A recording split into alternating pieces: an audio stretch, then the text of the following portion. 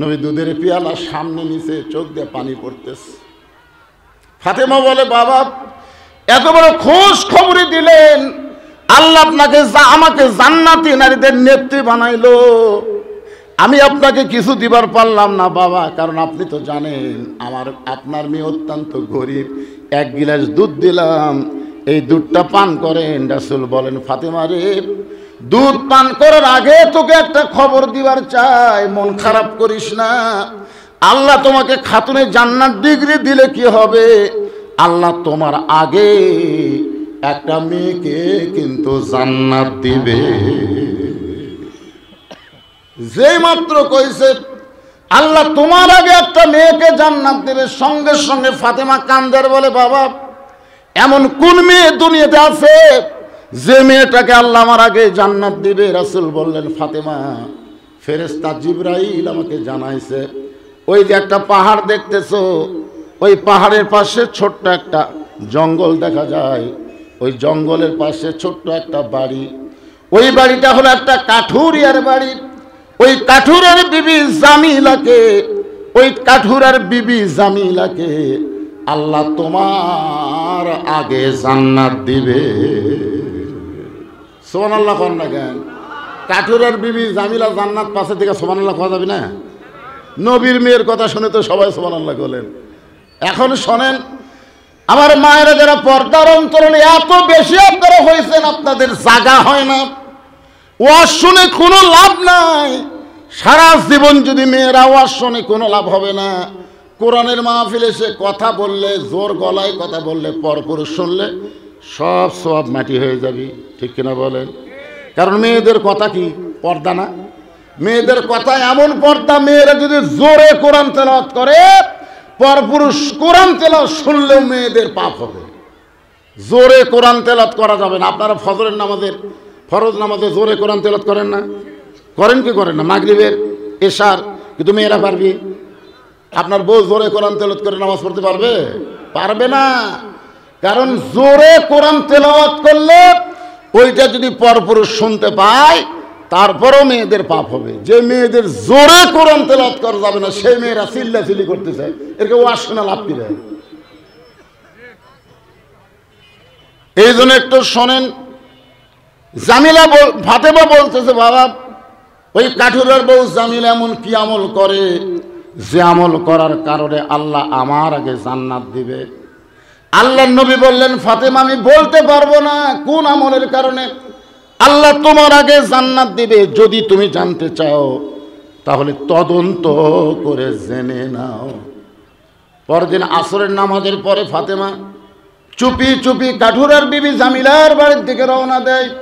মেয়েরা যখন রাস্তা চলবে এমন ভাবে চলতে হবে রাস্তার মধ্যে মেয়েরা যেন কোনো গল্প না করে। চুপি চুপি কালো রঙের বোরকা পরে মেয়েদেরকে রাস্তা দিয়ে যাওয়া লাগবে। ফাতেমা চুপি চুপি জামিলার বাড়ির দরজাত গেলেন। দরজায় গিয়ে ডাক দিলেন, জামিলা আমি নবীর মেয়ে ফাতেমা তোমার বাড়ির দরজায়। জামিলার দরজায় সে কান্না শুরু করে দিলেন। ফাতেমা বলে, জামিলা কান্দো কেন? বলে, কান্দার কারণ হলো আমার সারা জীবনের সাধনা একটা বার শুধু নবীর মেয়ে ফাতেমাকে দেখতে চাই। আমি সারা জীবন ধরে সাধনা করেছি, নবীর মেয়ে ফাতেমাকে একটা নজর দেখতে চাই। ফাতেমা বলতেছে, তাহলে কান্দার কারণ কি? দরজা খুললি তো আমার সঙ্গে তোমার দেখা হবে। জামিলা বলতেছে, আমার স্বামী কাঠ বিক্রি করতে গেছে বাজারে, আমার কাঠুরিয়ার স্বামী এখন বাড়িতে নাই, আর স্বামীর হুকুম ছাড়া ফাতেমার জন্য দরজা খুলতে আমি জামিলা বড় ভয় পাই। লিল্লাহু আকবার। কি মনে করছেন তুইয়া মুইয়া মেয়া মানুষ আছে? এই একটা ফকুন্নি আলি দৌড়ে দেয় দরজা খুলে, ভিক্ষা দেন, আর ফকুন্নি বাড়ির মধ্যে ঢুকে দেখে কোন জায়গায় মোটর সাইকেল আছে, কোন জায়গায় কি আছে। পরে চোরের সাথে ফকুন্নি লাইন আছে না নাই? আপনার স্বামী বাড়িতে নাই, ফকুন্নি আসুক আর ফকির আসুক, কোন মেয়ে মানুষের দরজা খোলার হুকুম নাই। জোরে কর কথা, ঠিক কিনা? আপনার স্বামী কি হুকুম দিয়ে গেছে নাকি? হ্যাঁ, জামিলা বলতেছে আমার স্বামী কাঠ বিক্রি করতে গেছে বাজারে, স্বামী এখন বাড়িতে নাই, স্বামীর হুকুম ছাড়া আমি নবীর মেয়ে ফাতেমার জন্য দরজা খুলতেও ভয় পাই। সঙ্গে সঙ্গে ফাতেমা চমকে উঠছে, ওরে বাবা রে, যে মেয়েটা স্বামীর হুকুম ছাড়া ফাতেমার জন্য দরজা খোলে না, এই মেয়েটার বাড়ির মধ্যে ঢুকে দেখাই লাগবে কোন আমলের কারণে ফাতেমার আগে জান্নাতি হবে। ফাতেমার আগ্রহ বাড়ছে না কমছে? জোরে কোন বাড়ছে না কমছে? জামিলা বলতেছে আজকের মতো ফেরত যান, আজকের মতো ফেরত যান। রাত্রে যখন স্বামী আমার কাছে আসবে, স্বামীর কাছ থেকে দরজা খোলার হুকুম নিয়ে থাকবো, আগাম হুকুম, আপনি আগামীকাল এই সময় আসা মাত্রই দরজা খুলে দিব। ফাতেমা বলতেছে তাহলে আজকের মতো আমি ফেরত যাই। ফাতেমা ফেরত গেলেন। পরদিন বিকেল বেলায় আবার ফাতেমা কোন আমলের কারণে কাঠুরের বিবি জামিলা ফাতেমার আগে জান্নাতে যাবে জানার জন্য রওনা দিলেন। কিছু দূর আসার পরে ছোট্ট একটা বাচ্চা মা মা বলে কাঁদতেছে। ফাতেমা তাকায় দেখে বাচ্চার কেউ না, বাচ্চার নাম হলো হোসাইন। মায়ের সামনে দাঁড়িয়ে বলে, মা গতকাল বিকেলবেলা আপনাকে অনেক খুঁজেছি কিন্তু পাই নাই, আজকেও এমন চোরের মতন কোথায় যাবেন? আমি হোসাইন আপনার সঙ্গে যাবার চাই। ফাতেমা চিন্তায় পড়ে গেল, হাসান যদি হইতো তাহলে বুঝান যাইতো, কিন্তু ছোট্ট হোসাইন বড় জেদি, এর তো বুঝান উপায় নাই। এখন হোসাইনকে সঙ্গে করে নিয়ে ওই জামিলার বাড়ির দরজায় সঙ্গে সঙ্গে হোসাইন চিল্লায় বলে, মা গতকাল আপনি এসেছিলেন, আজকেও বাড়াইছেন, এই ভাঙ্গা বাড়িতে এমন কি আছে যে আমার মাকে কেন আসতে হবে? আমি তো এটা বিশ্বাস করি আমার মায়ের দাম এত বেশি, কারো যদি দরকার হয় সে আমার মায়ের কাছে যাবে, কিন্তু আমার মা কেন আসবে? এই বাড়িতে এমন কি আছে যেই বাড়ির দরজায় আমার মা গতকাল আইছিল, আজকে আইছে? এমন সময় ফাতেমা দরজা দিয়ে বলে, জামিলা তুমি কি আজকে দরজা খুলবা? জামিলা বলতেছে 1 ঘন্টা হলে দাঁড়িয়ে আছি, আপনি আসা মাত্রই দরজা খুলবো। ফাতেমা বললেন তাহলে দরজা খুলে দাও। জামিলা বলতেছে কে জানো আপনার কাছে মা মা বলে চিৎকার করে, ওই বাচ্চাকে নিয়ে যদি ঢুকতে চান তাহলে আজকের মতো আপনি ফেরত যান, কারণ আমার স্বামী শুধু আপনার ব্যাপারে দরজা খোলার হুকুম দিয়েছে, আপনি যে একটা বাচ্চা সঙ্গে করে নিয়ে আসবেন এই হুকুম তো আমার স্বামীর কাছ থেকে নেইনি, মেহেরবানি করে আজকের মতো আপনি ফেরত যান। সঙ্গে সঙ্গে হোসেন দৌড়ে এসে দরজায় ধাক্কা মেরে বলতেছে, মা এই বাড়ির মেয়েটা অত্যন্ত খারাপ, মা এই বাড়ির মেয়েটা ভালো মেয়ে হতে পারে না, যেই মেয়ে আমি থাকার কারণে ঘরের দরজা খোলে না, এই মেয়েটা অত্যন্ত খারাপ মা। সঙ্গে সঙ্গে ফাতেমা হোসেনকে বুকের মধ্যে নিয়ে কপালে একটা চুমা দেওয়ালে, বাজান তুমি বলতেছে এই বাড়ির মেয়ে খারাপ, কিন্তু তোমার নানা বলেছে এই বাড়ির মেয়েটা তোমার মায়ের আগে জান্নাতে যাবে। এখন তোমার কথার গুরুত্ব দিব না তোমার নানার কথার গুরুত্ব দিব? তুমি বলতেছো মেয়েটা খারাপ, আর তোমার নানা বলতেছে এই বাড়ির মেয়েটা তোমার মায়ের আগে জান্নাতে যাবে। সঙ্গে সঙ্গে হোসেন মুচকি মুচকি হাসে। ফাতেমা বলে, হাসার কারণ কি? বলে, মা নকল জায়গায় ঘুরে কোনো লাভ হবে না, আসল তথ্য যদি পাবার চাও তাহলে আসল জায়গায় চলে যাও। আসল তথ্য যদি আমরা পাবার চাই, আসল জায়গার নাম হলো মদিনা। জোরে বলেন নাম কি? জোরে বলেন নাম কি? 68 সালে 1968 সালে আব্দুল আলিম দিনাজপুর জেলা স্কুল একটা গান গাইছিল, মনে বড় আশা ছিল আমি যাব মদিনায়। সেই সময় আলেমরা বলতেছে, আব্দুল আলিম আপনি মূর্খ মানুষ, আপনি মূর্খ, গানটা পরিবর্তন করেন। আব্দুল আলিম বলে, কি বলা লাগবে? সমস্ত আলেমরা বলতেছে, আপনি বলেন মনে বড় আশা ছিল যাব মক্কা মদিনায়। আপনি মক্কারে বাদ দিয়ে শুধু মদিনার কথা বলতেছেন। সঙ্গে সঙ্গে আব্দুল আলিম একটা গায়ক হওয়ার পরেও আল্লাহর কোরআন থেকে বলতেছে, কুল হে রাসূল আপনি বলেন ইন কুনতুম তুহিব্বুনাল্লাহ ফাত্তাবিউনি, কেউ যদি আমি আল্লাহকে পাওয়ার চায়, আপনাকে ছাড়া আমাকে পাওয়ার কোনো উপায় নাই। আব্দুল আলিম বললেন, রে দুনিয়ার আলেমেরা শোনো, ওই মদিনার নবীকে যদি মহব্বত করো, মদিনার নবীকে যদি কলিজার মধ্যে জায়গা দিয়ে তার সুন্নত আদর্শ যদি মেনে চলো, তাহলে শুধু মক্কা না, মক্কার মালিক আল্লাহ পর্যন্ত তোমার খুশি হয়ে যাবে। এই জন্য আপনারা বলেন তো, পৃথিবীর মধ্যে আসল জায়গার নাম কি? এ বলতে কি ফতুয়া খুঁজতেছেন নাকি? ফতুয়া খুঁজতেছেন? কোনটা কইরে, মক্কা কই না মদিনা কই? জোরে কোন, আসল জায়গার নাম কি? আরো জোরে, জোরসে বলুন। মক্কা বিজয়ের দিনে নবী কাবা ঘরের দরজা খুলে দেখে 360টা মূর্তি। যে কাবাতে 1 রাকাত নামাজ পড়লে 1,00,000 রাকাত নামাজের সওয়াব, সে কাবা ঘরের মধ্যে মূর্তি ঢুকেছে। সাহাবীরা বললেন, ইয়া রাসূলুল্লাহ, এই মূর্তি কেমনে ঢুকলো? রাসূল বললেন, আল্লাহওয়ালারা যদি কাবার পাশে না থাকে তাহলে কাবার মধ্যে মূর্তি ঢোকে। নবী মদিনাত গেলে কাবার মধ্যে মূর্তি ঢোকে, নবী মক্কাতে আসলে সব মূর্তি ভাঙ্গা চুরমার করে দেওয়া হয়। জোরে কোন কথা ঠিক কি না? ইয়া আইয়ুহাল্লাযীনা আমানুত্তাকুল্লাহা ওয়া কুনু মা'আস সাদিকিন। হোসেন এক টানে ফাতেমাকে নিয়ে গেছে নবীর কাছে। আল্লাহ নবী বলতেছে, কে রে হোসেন, এই তোর মাকে এভাবে টানে টানে আমার কাছে কেন আনছিস? ফাতেমা বলতেছে, বাবা আমার কোনো দোষ নাই, আমি প্রথম দিন গেছি, স্বামী বাড়িতে না থাকার কারণে আমার জন্য দরজা খোলেনি। আমি দ্বিতীয় দিন গেছি, আমার জন্য দরজা খুলবে, কিন্তু এই হোসেন সাথে থাকার কারণে কাঠুরের বউ দরজা খোলেনি। দরকার হলে আরো 10 বার যাব। আর কয়বার যাব? কোন আমলের কারণে আমার আগে জান্নাতে যাবে এটা আমাকে জানাই লাগবে। হোসেন মুসকে মুসকে হাসে আর বলে, মা তুমি অযথা 10 বার কেন ওই দরজার যাবা? আমি তোমার যেখানে নিয়ে আইছি এখানেই তো সব খবর। আল্লাহর ধন নবীরে দিয়া, আল্লাহ আছে গায়েব হইয়া। ধরে কোন, আল্লাহর ধন নবীরে দিয়া, আল্লাহ আছে গায়েব হইয়া। নবীর ধন সবাই পাইছে যারা প্রকৃত আলেম হইছে। জোরে কোন কথা ঠিক কি না? এই জন্য তো বলা হয়েছে আল উলামা ওয়ারাসাতুল আম্বিয়া। এমনি এমনি কিন্তু গানটা তাহিরি কইতে ভুল করছে।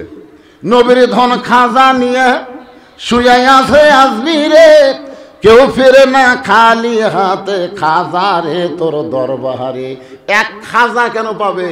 নবীর ধন আল্লাহর কোরআন নবীর কাছে, সেই কোরআন এখন মুসলমানের কাছে। জোরে কথা কন না কেন? কথা কন না কেন? আপনারা বলেন তো, নবী ছাড়া কোনো কিছু পাওয়ার ব্যবস্থা আছে? তাহলে আমার সঙ্গে গুনগুন করে সবাই একটু বলবেন, উপায় নাই রে, উপায় নাই রে, উপায় নাই, নবী বিনে আল্লাহ পাওয়ার উপায় নাই।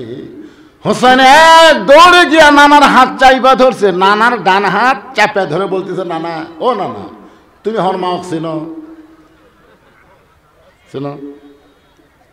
তুমি যে আমার মা কাঠুরের বাড়ির দরজাত পাঠাছে, তুমি হর মা চিনো নানা?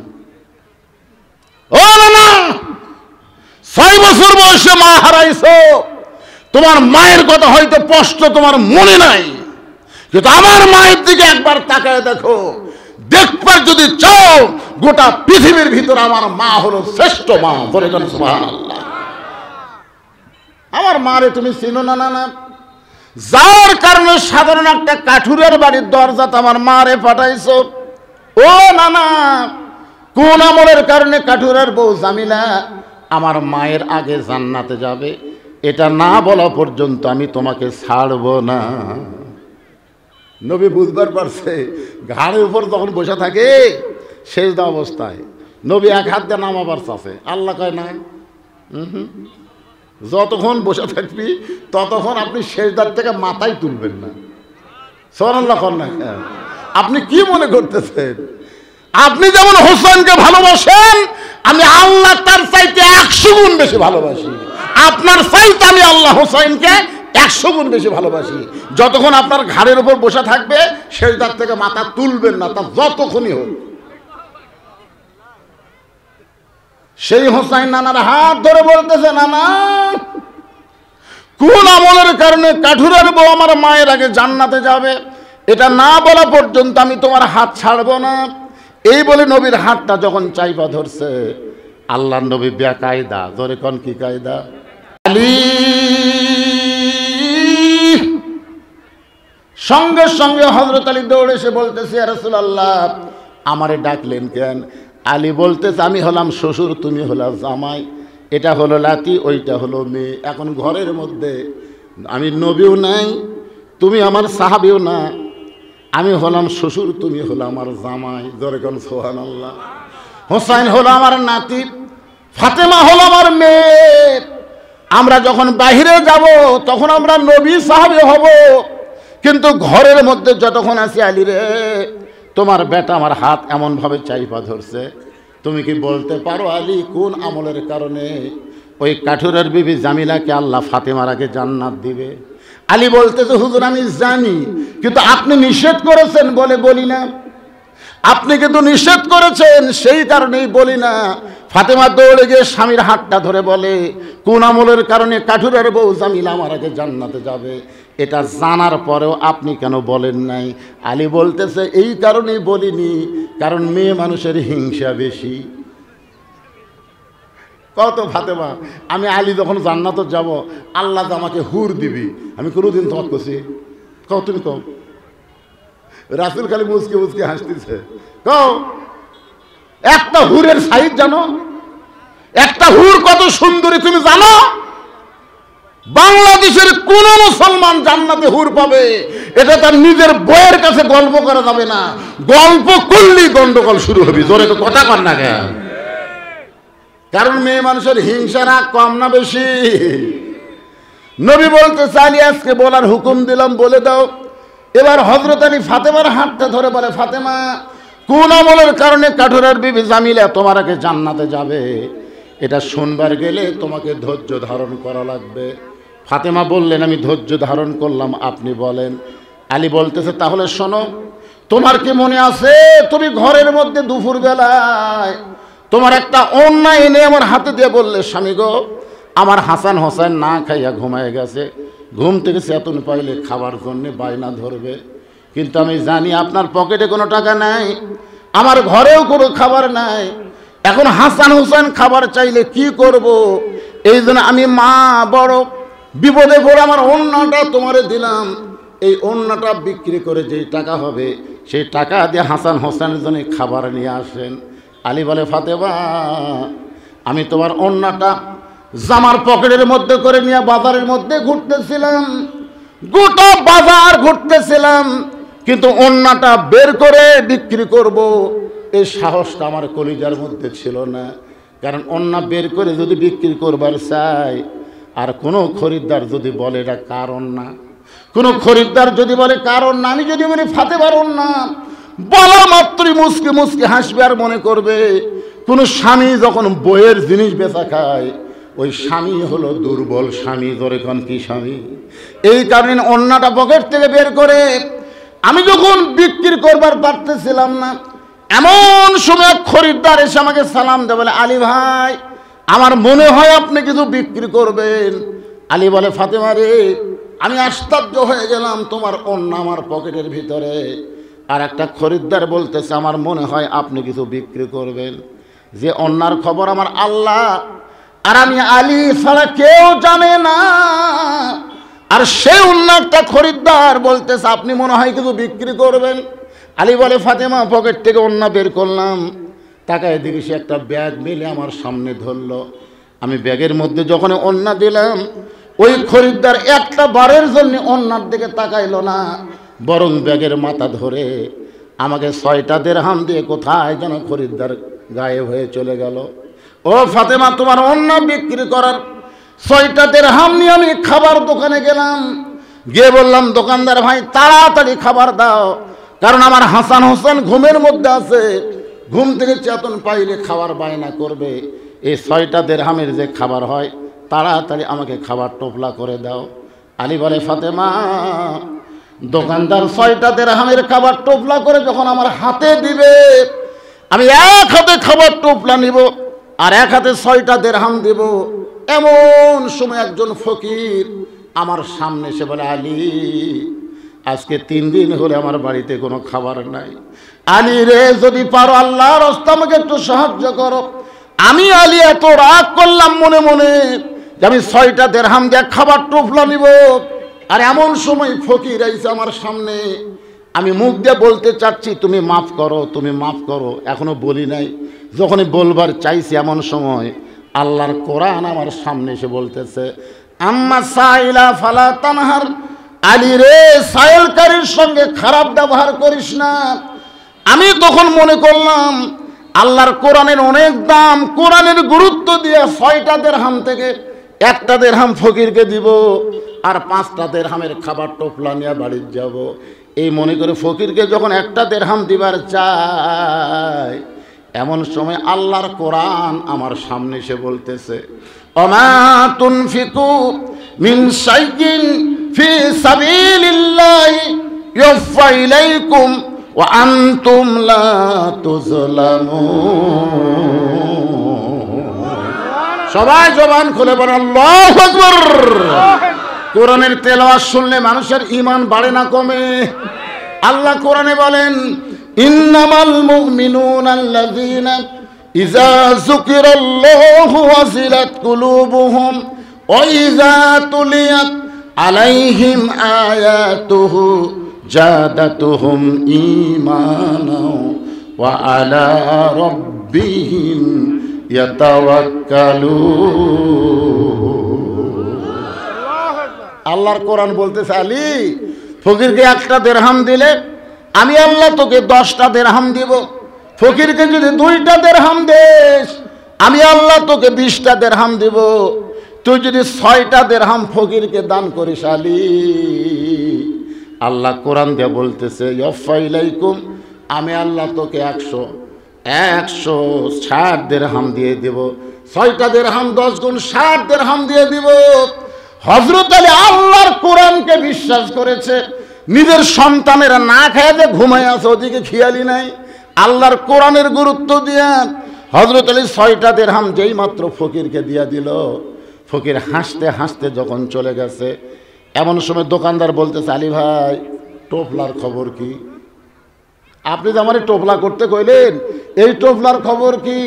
আলী বলতেছে, 1 টোপলা দিয়ে আমার হবে না, আমার 2 বস্তা খাবার লাগবে। সুবহানাল্লাহ কোন? তুমি 2 বস্তা খাবার প্যাকেট করো। দোকানদারকে 2 বস্তা খাবার প্যাকেট করে হযরত আলী বাজারের মধ্যে ঘুরতেছে।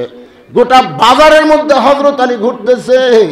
এমন সময় এক ব্যক্তি রাস্তা দিয়ে উট নিয়ে আসতেছে। আসার সময় হযরত আলীকে সালাম দেয়, বলে, আলী ভাই, এত বড় আলেম হইয়া অজাতা বাজারে ঘোরা জায়েজ নাই। আপনারা বলেন তো, পৃথিবীর সর্বশ্রেষ্ঠ জায়গার নাম কি? সবাই বলা লাগবে, পৃথিবীর সর্বশ্রেষ্ঠ জায়গার নাম কি?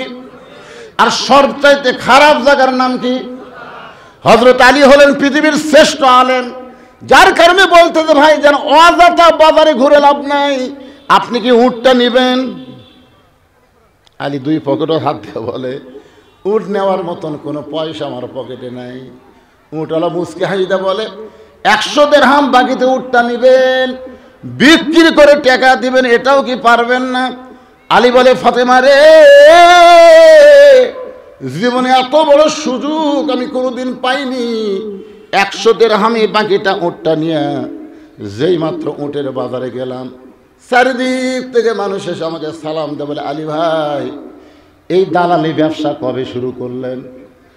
ধাপের হাটত যত বড়ই হুজুর যাক, মানুষ কিন্তু আলাদা চোখে দেখে, দরেগণ ঠিক কিনা? আমি কুরবানি কিনবার বছরে একবার যাই কুরবানি কিনতে, কয়, হুজুর, আপনি খারাপ জায়গাত না আসা পারলেন না, আপনার লোক নাই। এমন শপথ করবে, আমার বাপের শপথ, মায়ের শপথ, আল্লাহর শপথ, নবীর শপথ, 10 কেজি হবে। আমি সব শপথ বিশ্বাস করে কিনে না, ওভারের মতন টাইমের দিকে 1.5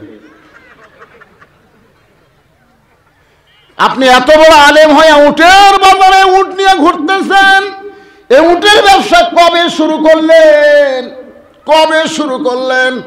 হযরত আলী চোখের পানি বের করে, কোনো কথাই বলতে পারে না। এমন সময় এক খরিদ্দার এসে সালাম দেবে, বলে আলী ভাই বেশিক্ষণ উঠলে বাজারত থাকার দরকার নাই, আপনি দাম কত নেবেন? আলী বলতেছে আমি চাইবো না, তুমি কত দিবে খুশি মনে কও। খরিদ্দার বলতেছে 160 দিরহাম দিলাম। যেই মাত্র 160 দিরহাম কইছে, হযরত আলী উটটা বিক্রি করে উটওয়ালার 100 দিরহাম ফেরত দিয়ে বাকি 60টা দিরহাম নিয়ে এক দৌড়ে দোকানের কাছে যায়। কেরে দোকানদার খবর কি? বলে 2 বস্তা প্যাকেট করে রাখছে, দাম কত? বলে 60টা দিরহাম দিলেই চলবে। হযরত আলী বলে ফাতেমা 60টা দিরহাম দিয়ে 2 বস্তা খাবার কান্দে করি, আর যখন বাড়ির দরজায়, তোমার কি মনে আছে আমি দরজাতে আসার সঙ্গে সঙ্গে তুমি দরজা বন্ধ করে দিলে? আমি দরজায় আসার সঙ্গে সঙ্গে তুমি দরজা বন্ধ করে দিলে। আমি আশ্চর্য হয়ে বললাম ফাতেমা দরজা খুলে দাও। তুমি তখন ঘরের ভিতর থেকে বললে একটা ওড়না বিক্রি করার টাকা দিয়া বড় জোরে 1 টোপলা খাবার হবে, আপনি 2 বস্তা খাবার কোথায় পাইলেন? আপনি কি মনে করছেন যে আমার হাসান হোসেন না খেয়ে আছে বলে আপনি হারাম কামাই করে আনবেন আর আমি ফাতেমা দরজা খুলে দেব? এমন নারী আমি না, দরকার হলে না খাইয়া মরে যাব, কিন্তু হারামের কামাই খাবো। প্রত্যেক ঘরে ঘরে এমন করে একটা বউ যদি থাকতো, বাংলাদেশের কোন নেতা দুর্নীতি করতে পারতো না। জোরে কোন কথা ঠিক কিনা? ওই বেতন পায় 12,000, বাসা ভাড়া 13,000। কেরে চিন্তা করে দেখেন, মাস গেলে বেতন পায় 12,000, বাসা ভাড়া 13,000। প্রতিদিন ইলিশ মাছ কিনে, গরুর গোস্ত কিনে টাকা পায়, এটা কোথায়? একটা বউ কিন্তু জিজ্ঞাসা করে না। ফাতেমা বলতেছে আমার ওড়না বিক্রি করার টাকা দিয়ে বড় জোর 1 টোপলা খাবার হবে। আপনি 2 বস্তা খাবার কোথায় পাইলেন? যতক্ষণ না বলবেন ততক্ষণ ফাতেমা দরজা খুলবো না। আলী বলতেছে দরজা খুললেই বলবো। ফাতেমা বলতেছে আগে বললেই দরজা খুলবো। আলী বলতেছে দরজা খুললেই বলবো। ফাতেমা বলতেছে আগে বললেই খুলবো। এমন সময় আল্লাহর কোরআন বলতেছে আর রেজালু কাওয়ামুনা আলান নিসা, পুরুষেরা নারীদের উপরে থাকা লাগবে, পুরুষ নারীদের তলে থাকা যাবে না। ইরশাদ চাচার পরে যা করছেন করছেন, সামনে আর করা যাবে না। বাংলার জমিনে আমরা কোনো মেয়ে মানুষকে আর প্রধানের আসন দিব না। ডোনাল্ড ট্রাম্প যেদিন প্রেসিডেন্ট হলো, আমেরিকার ভোটে প্রেসিডেন্ট হলো না, বাংলাদেশের কিছু গুজব লীগ তারা একটা আওয়াজ তুলল, ইউনূস তোর দিন শেষ। ডোনাল্ড ট্রাম্প হাসিনার পক্ষের লোক, মোদির পক্ষের লোক, যে কোনো সময় হাসিনা চট করে ঢুকে দিবি, ইউনূস ধরে জেলত তুলবি। ইউনূস পরের দিন মুখ বিবৃতি দিল, এই গুজব লোকেরা, গুজব লীগ তোরা কি মনে করতেছিস আমেরিকারা কোনোদিন মেয়ে মানুষক প্রধান বোঝে না? যদি প্রধান বুঝতো তাহলে কমলা হ্যারিস এবার ভোটে জিততো। জোরে কোন কথা ঠিক না? কয় মাস হয়ে গেল গুজব লীগের আর মুখ না, এখন চুপ হয়ে গেছে। কারণ গত কয়েকদিন আগে ডোনাল্ড ট্রাম্প একদিনে ডক্টর ইউনূসকে 4 বার ফোন করছে। কয়বার? 4 বার ফোন করছে, 3 বার ধরেইনি। ডক্টর ইউনূস 3 বার ধরেইনি। শেষে যা ধরছে, ডোনাল্ড ট্রাম্প বলতেছে ভাই আমি আপনার সাথে মিলেমিশে থাকতে চাই। কে? হাসিনা কুটি গেল। মুদির মুখ বন্ধ, হাসিনারও মুখ বন্ধ। আমরা বলতেছি কেরে মুদিরও বউ নাই, হাসিনারও ওটি তুই গেছু, যেখানকার মাল সেখানে গেছু, ভালো মতো থাক। আমাদের বাংলাদেশ এত কথা কেন? জোরে কথা কর না কেন ভাই রে? তুই বুড়া বয়সে একটা মাল পাতিস, লিয়া থাক, লাড়া ছাড়া খা, লাড়া ছাড়া খা, তোর তো অন্য কোনো খাওয়ার উপায় নাই। জোরে কোন কথা ঠিক না? একটু মনোযোগ দিয়ে শুনবেন। আল্লাহ কোরআনে বলেছেন তো ইজ্জু মান তাশা, পড়েন তো ইজ্জু মান তাশা ও তুযিল্লু মান তাশা বিয়াদিকাল খায়র ইন্নাকা আলা কুল্লি শাইইন কাদির। সম্মান দেওয়ার মালিককে, অপমান করার মালিককে, ভালো মন্দর মালিককে, সমস্ত ক্ষমতার মালিককে। সমস্ত ক্ষমতার মালিক যদি আল্লাহকে বিশ্বাস করতে চান তাহলে আত্তাকুল্লাহ ওয়া কুনু মা'আস সাদিকিন, যেই বিষয় নিয়ে কথা বলতেছে একটু মনোযোগ দিয়ে শুনবেন। এখন বাজান হযরত আলীর সামনে আল্লাহর কোরআন, আলীর সামনে কি আল্লাহর কোরআন বলতেছে আর রিজালু কাওয়ামুনা আলান নিসা। এই আয়াতের বাংলা অর্থ হলো পুরুষেরা নারীদের উপরে থাকবে। পুরুষেরা নারীদের কেবল, এটা আমার কথা না আল্লাহর কথা, তা আপনার কথা কর না কেন? তো হযরত আলী আল্লাহর কোরআনকে গুরুত্ব দিয়ে ফাতেমাকে দরজা খুলতে অনুরোধ না কইরা 2 বস্তা খাবার কান্দে করে নবীর দরবারে আল্লাহ রাসূল বসেছিলেন, নবী হঠাৎ দাঁড়িয়ে গেলেন, দাঁড়িয়ে দৌড়ে এসে আলীর কপালে চুমা দিয়ে 2 বস্তা নবী নিজেই নামা নিলেন। আলী বলতেছে, হুজুর আপনি কত ভালো, আপনি কত ভালো, কিন্তু আপনার মেয়েটা দেখেন, আপনি আমি আশা মাত্রই আপনি নিজে কপালে চুমা দিয়ে 2 বস্তা কাঁধ থেকে নামাই নিলেন। আর এতবার বলার পরেও আপনার মেয়ে ফাতেমা আমার জন্য দরজা খুলল না। নবী বলতেছেন, আলী ফাতেমা যদি দরজা খুলতো তাহলে তুমি কি আমার কাছে আসতে? আলী বলতেছে, হুজুর যদি দরজা খুলতো তাহলে তো আপনার কাছে আসতাম না। আরে পাগলা, এই কারণেই আমার মেয়ে দরজা খোলে নাই, কারণ আমার কাছে তোমাকে পাঠানোর জন্যে। হযরত আলী বলতেছে, রাসূলুল্লাহ আপনার মেয়ে দরজা না খুলে আপনার কাছে পাঠানোর পিছনে কারণ কি? রাসূল বলে, আলী রে তুমি কি বলতে পারবা ফাতেমার ওড়না কে কিনেছে? তুমি কি বলতে পারবা আলী কোন খরিদ্দার ফাতেমার ওড়না কিনেছে? আলী বলতেছে, ইয়া রাসূলুল্লাহ আমি জানি না। নবী বলে, আলী রে কোন ফকির তোমার কাছে ভিক্ষা নিয়েছে তুমি কি বলতে পারবা? আলী বলতেছে, আমি জানি না। রাসূল বলে, আলী রে কোন উটওয়ালা তোমার কাছে উট বিক্রি করলো তুমি কি বলতে পারবা? আলী বলতেছে, আমি জানি না। রাসূল বলে, আলী রে কে খরিদ্দার হয়ে উটটা কিনলো তুমি কি বলতে পারবা? আলী বলতেছে, আমি জানি না, আমার আল্লাহ রাসূল ভালো জানে। এখন তুমি বসো, এখন তুমি বস্তা তো আমি নামেলেছি, এখন তুমি আমার সামনে বসো। কোন খরিদ্দার তোমার কাছ থেকে ওড়না নিল? কোন ফকির তোমার কাছ থেকে ভিক্ষা নিল? কে তোমার কাছে উট বিক্রি করলো? আর খরিদ্দার হয়ে কে উট কিনলো? তুমি কি আলী শুনবার চাও? আলী বলতেছে, একবার না 100 বার শুনবো। তাহলে হযরত আলী যদি শুনবার চায় আপনারা শুনবেন না? কারা কারা শুনবেন? আল্লাহকে একটু হাত দেখান তো দেখি। লিল্লাহি তাকবীর, আলহামদুলিল্লাহ। ভাইজান এই এই হাত তোলানোর কারণ হলো আমাকে আবার খালি ওয়াজ না, এর মধ্যে আবার আর একটা কাম দেওয়া হচ্ছে, একটু আদায় করা লাগে, বুঝলেন না? তো এই গামছা পার্টি ব্যাগ পার্টি ওরা কোথায় রে? ব্যাগ পার্টিটা কোথায়? অল্প সময়ের মধ্যে আদায় কমপ্লিট করে আমি আবার ওয়াজে ফেরত। আমি যেখানে যে ওয়াজটা ধরি কমপ্লিট না করে আমি কোনোদিন যাই না, কারণ আগামীকাল পর্যন্ত আমার বাঁচার কোনো গ্যারান্টি।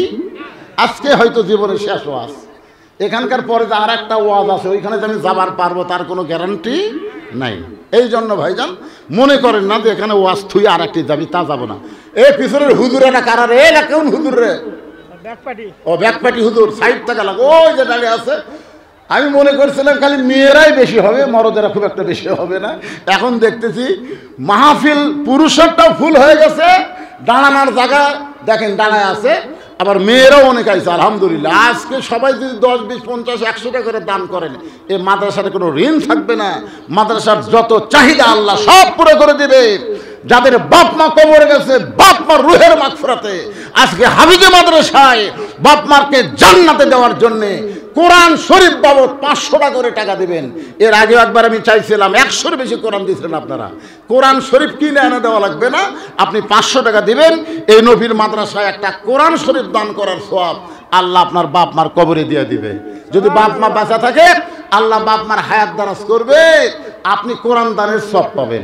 এই নিয়তে এতগুলো মানুষের মধ্যে মাত্র 100 জন আল্লাহর বান্দার কাছে 100টা কোরআন শরীফ চাই। কোরআন শরীফ পৃথিবীর সর্বশ্রেষ্ঠ দান। লোকের চক্রান্তে শহীদ জিয়াকে হত্যা করা হয়েছে, কারণ তালপট্টি দ্বীপ ভারত লিবার চাইছিল, এক হুমকিতে শহীদ জিয়া ভারত সরে চলে গেছে।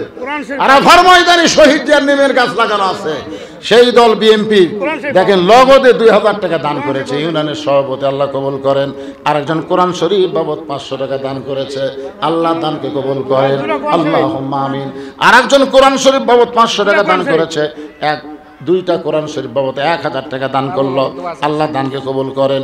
আর একটা কোরআন শরীফ বাবদ 500 টাকা দান করছে, আল্লাহ দানকে কবুল করেন। এই বাদানেরা, এই ছাত্ররা, এই টাকা না দেওয়া পর্যন্ত লড়বে না, তোমার দৌড়বার কি করছে? টাকা লিবে, তার উপর ব্যাগলা লড়বে। সবার পকেটে টাকা আছে সবাই। আচ্ছা, আপনাদের কাছে ব্যাগ গেলে 10, 20, 50, 100 টাকা আপনারা দিবেন না? এ কারা কারা দিবেন না তারা হাত তোলেন তো দিকে। কারা কারা দিবেন তারা হাত তোলেন তো, যারা যারা দিবেন হাত তোলেন তো। সবাই হাত তুলছে। এ ব্যাগলে দৌড়াস করে পকেটের থেকে টাকা বের করতে শীতের দিন দেরি হবে না? একটু দেরি করো, দৌড়াদৌড়ি করো না, ব্যাগ ভরে যাবে। যে কয় ব্যাগ গেছে 1 বস্তা হবে ইনশাআল্লাহ। কে দিছে এটা? ইসমাইল মোত্রাপুরে ইসমাইল কোরআন শরীফ বাবদ 500 টাকা দান করেছে, আল্লাহ দানকে কবুল করেন। গত বছর দিবার ছিল, নাম হলো ইসরাফিল। সিংহাই ফুৎকার দেওয়ার আগেই দিয়ে দিছে 1000 টাকা, আল্লাহ দানকে কবুল করেন, আল্লাহুম্মা আমিন। জোরে কর আল্লাহুম্মা আমিন। কয়েল ধনতলা কোরআন শরীফ বাবদ 500 টাকা দান করলো, আল্লাহ দানকে কবুল করেন, আল্লাহুম্মা আমিন। আপনারা কি বাকি আদায় করবেন? বাকি বলে পাওয়া যায় না, গপ্প দেয়।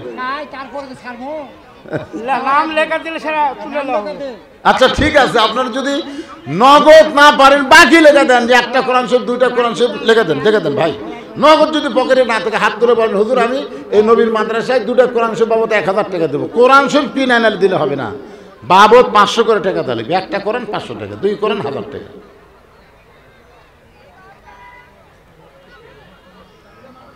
আদায় শেষ হলেই ইনশাল্লাহ আমি আবার আলোচনা শুরু করব। একটু জিকির করেন লা ইলাহা ইল্লাল্লাহ। মাশাআল্লাহ মাশাআল্লাহ। শেষে দানও করতেছে না, ঘুগরি পোকা ধরবে জমিতে বলতেছে, ইয়া রাসূলুল্লাহ, কোন খরিদ্দার আমার কাছ থেকে অন্য কিনে নিল? কোন ফকির আমার কাছ থেকে ভিক্ষা নিল? কে আমার কাছে উট বিক্রি করলো? কে আবার খরিদ্দার হয়ে উটটা কিনলো? রাসূল বলে, আলী রে, আমার ফাতেমা হলো পর্দানিশী। ধরে গেল সুবহানাল্লাহ। আমার ফাতেমা পর্দানিশী, আর পর্দানিশীর ফাতেমার ওন্না দুনিয়ার কোনো মানুষ কিনুক, আল্লাহ এটা পছন্দ করলো না। এই জন্য আল্লাহ তাআলা জান্নাতের একটা ফেরেশতাকে মানুষ রূপী পাঠায় দিয়ে 6টা দিরহাম দিয়ে ফাতেমার ওন্না কিনে আল্লাহ বর্তমানে জান্নাতে যত্ন করে রাইখা দিয়েছে। আলী, যে খরিদ্দার তোমার কাছ থেকে ফাতেমার ওন্না কিনে নিয়ে গেল, ওই খরিদ্দারকে আল্লাহ তাআলা আবার ফকির বানায় বলতেছে, যারে যা আলীর কাছ থেকে 6টা দিরহাম নিয়ে আয়। ফেরেশতা কান্দের বলে, আল্লাহ, হাসান হোসেন না খাইয়া আছে, ঘুম থেকে চেতন পাইলি খাবে, অন্য বিক্রি করে 6টা দিরহাম দিয়ে খাবার নিবে, আর সেই 6টা দিরহাম তুমি আমাকে ফেরত আনতে বলো ভিক্ষার সুরে। আল্লাহ বলে, ফেরেশতা, লিয়াবলুয়াকুম আইয়ুকুম আহসানু আমালা, আজকে আমি আল্লাহ তাআলা সুন্দর আমলের পরীক্ষা করব। জোরে কোন সুবহানাল্লাহ।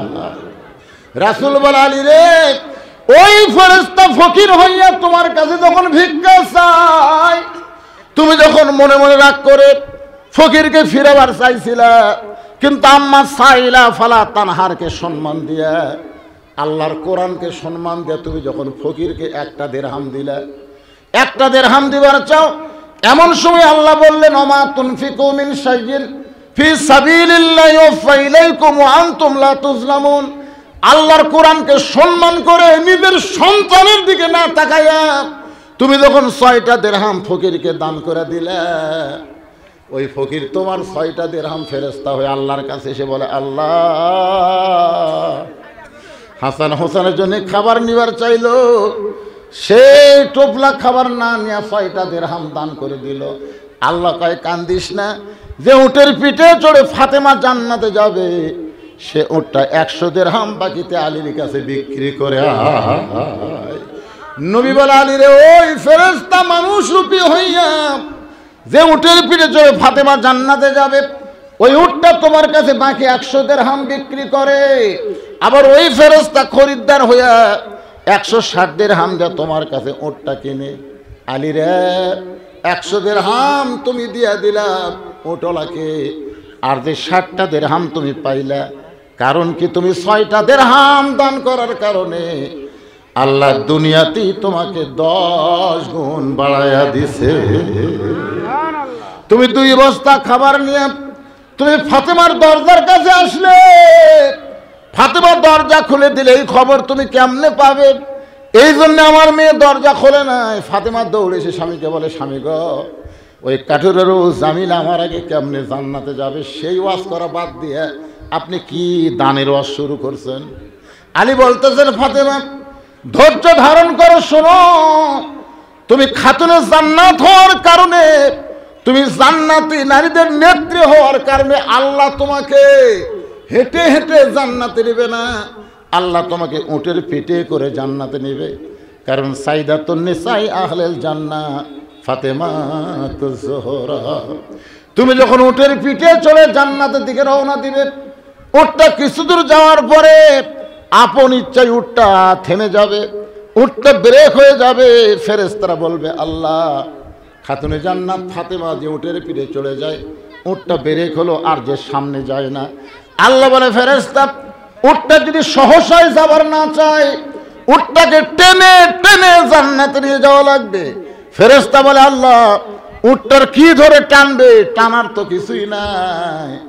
আল্লাহ বলে, কে রে ফেরেশতা, তুই যে খরিদ্দার হয়ে আলীর কাছ থেকে 6 দিরহামে ওন্না কিনলি, সেই ওন্নাটা জান্নাতের মধ্যে আমি আল্লাহ যত্ন করে রাইখা দিয়েছি, যা যা ওই ওন্নাটা এনে উটের গলায় বেঁধে দাও। আলী বলতেছেন, ফাতেমা, তোমার সেই ওন্নাটা উটের গলায় বেঁধে দিয়া ওন্নার একটা মাথা উটের গলার নিচে ভাবে ঝুলতে থাকবে। ফেরেশতা বলবে, আল্লাহ, এখন উটটাকে কে টেনে টেনে জান্নাতে নিয়ে যাবে? আল্লাহ তখন বলবে, কাঠুরার বউ জামিলা কোথায় রে? রে কাঠুরার বউ জামিলা, তুমি কোথায়? কারণ তোমার স্বামী সব সময় দোয়া করত, তোমার স্বামী সব সময় আল্লাহকে বলতো, আল্লাহ, আমার যে বউটা আমার হুকুম ছাড়া ফাতেমার জন্য দরজা খোলে না, আমি একটা গরিব কাঠুরি, আমার বউকে জীবনে কিছুই দিবার পারিনি, আল্লাহ, আমি স্বামী হয়ে তোমার কাছে দোয়া করি, আমি আমার বউয়ের প্রতি খুশি হইয়া বলতেছি, আল্লাহ, আমার বউটাকে তুমি সবার আগে জান্নাত দিও। আলী বলে, ফাতেমা, তুমি জান্নাতের নেত্রী হবে, কিন্তু সবার আগে তোমার জান্নাত আমি আলী কোনোদিন দোয়া করি নাই। কিন্তু জামিলার স্বামী কাঠুরিয়া দোয়া করার কারণে আল্লাহ বিবির জন্য স্বামীর দোয়া কোনোদিন ফিরায় না। এদিন জামিলাকে তোমার আগে কেমনে জান্নাতে দিবে? আল্লাহ একটা উপায় বের করে বললেন, জামিলা, যে উটের পিঠে চড়ে ফাতেমা জান্নাতে যাচ্ছে, ওই উটের নিচের ওন্নাটা টেনে টেনে ফাতেমাকে জান্নাতে নিয়ে যাও। ফাতেমা, তুমি মনে করবা যে আমি জান্নাতে যাচ্ছি সর্দারিনী হয়ে, আমি জান্নাতে যাচ্ছি, কিন্তু আল্লাহর বক্কর হলো, উটের পিঠ থেকে তোমার পা জান্নাতে দেওয়ার আগে ওই জামিলার পা জান্নাতে চলে যাবে। সঙ্গে সঙ্গে ফাতেমা বলে, আল্লাহ, যেই মেয়েরা পর্দার মধ্যে থাকবে আর যেই মেয়েরা স্বামীর কথা মতো চলবে, ওই সকল মেয়েদেরকে ফাতেমা জামিলার সাথে আল্লাহ জান্নাত দিও। আপনারা বলেন তো, আর কোন মেয়ে মানুষের ওয়াজ আছে? মেয়ে মানুষের কিন্তু নামাজ রোজা ভালোই করবার চাই, কিন্তু স্বামীর কথা মানবার চায় না, আর এই পর্দার মধ্যে থাকবার চায় না। আজকে মা বোনদের জন্য এই ওয়াজ শুরু করার পর থেকে আমি তো একটা কথা, ওরা যে বেঁচে আছে না মরে গেছে বোঝা যায়নি, জোরে কোন কথা ঠিক কিনা? আপনার শুনবার পাচ্ছে না? এবারে সময় কম, বাসজানের জন্য তেমন ওয়াজ করা গেল না। তবে যেটা বলতেছি, যারা আল্লাহকে বিশ্বাস স্থাপন করেছেন, আল্লাহর ভয় যদি কলিজার মধ্যে রাখতে চান, তাহলে সত্যবাদীর সঙ্গে হওয়া লাগবে। আজকের মাহফিলের সম্মানিত প্রধান অতিথিরা এসেছেন, বিশেষ অতিথিরা এসেছেন, তারা শুভেচ্ছা বক্তব্য দেওয়ার সুযোগ না দিয়ে যেতে মোনাজাত করি, তা আমার মোহিত ভাই মন খারাপ করবে।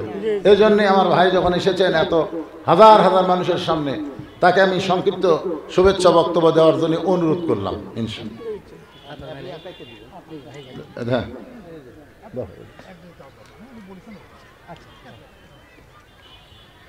মাইকটা চালু করে দাও, মাইকটা চালু করে দাও। মুকুল কিন্তু আমার বন্ধু, আমরা একসাথে একসাথে কালো শ্রদ্ধাভাজন সম্মানিত সভাপতি, আমাদের প্রধান অতিথি সাহেব আছেন, আমাদের এই এলাকার মধ্যে প্রত্যেকটা মানুষের ওনাকে চিনেন, নাহলে বিভিন্নভাবে আজকে ফেসবুকের কারণে ওনাকে বাচ্চারাও কিন্তু ওনাকে চিনেন। উনি কাজ করেন খুবই জলিমায় হাসি খুশি নিয়ে সারা জীবন থাকেন। আমার এখন অনেক প্রিয় ব্যক্তিত্ব প্রধান সাহেব উপস্থিত আছেন, দ্বিতীয় পক্ষ সহ আমার বিএনপির বিভিন্ন পর্যায়ের নেতৃবৃন্দ, আমার সামনে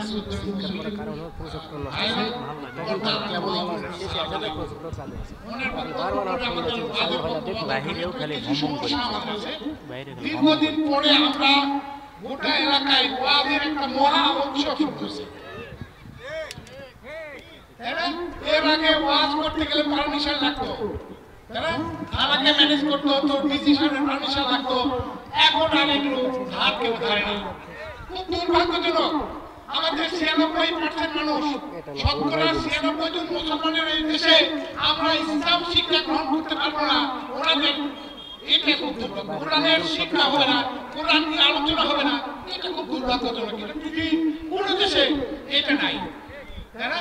আমাদেরকে এখন দেখেন আমাদের কি করছে, খালি এই সেক্টরটাকে ধ্বংস করে ক্ষতিগ্রস্ত করেনি। আমাদের সমাজে দেখেন সমাজের বিশৃঙ্খলা হয়েছে, সমাজের বিভিন্নভাবে বিশৃঙ্খলা শুরু হয়েছে। আপনি দেখেন মাদকের একটা ব্যাপক বিস্তার করেছে। আগে কি ছিল, আজকে ১৫ বছর আগে প্রত্যেকটা গ্রামের মাদক প্রধানরা সেই গ্রাম নিয়ন্ত্রণ করতো, বিচার ব্যবস্থা করতো। এখন কোন গ্রামে মাদক বিচার করতে পারে আছে? প্রত্যেকটা গ্রামে কিছু দোকান ছিল যারা থানার সঙ্গে কানেক্টেড, কিছু হলে তারা থানা দৌড়ে আসতো, ওই গ্রামের মাদকের বিচার করার অবস্থা ছিল না। যার কারণে কি হয়েছে, আমাদের গ্রাম ক্ষতিগ্রস্ত হচ্ছে। মানুষ ওই থানায় যায় কোর্ট কাজের দিকে অনেক পয়সা খরচ করতেছে, এই একটা এনভায়রনমেন্ট তার তৈরি করছে না। এখন আমাদেরকে কিন্তু সমাজকে পরিবর্তন করতে হবে। সমাজে ব্যাপক মাদক ঢুকেছে না, আগে এটা ছিল মাদক ঢুকেছে। এখন এই মাদক যদি মদ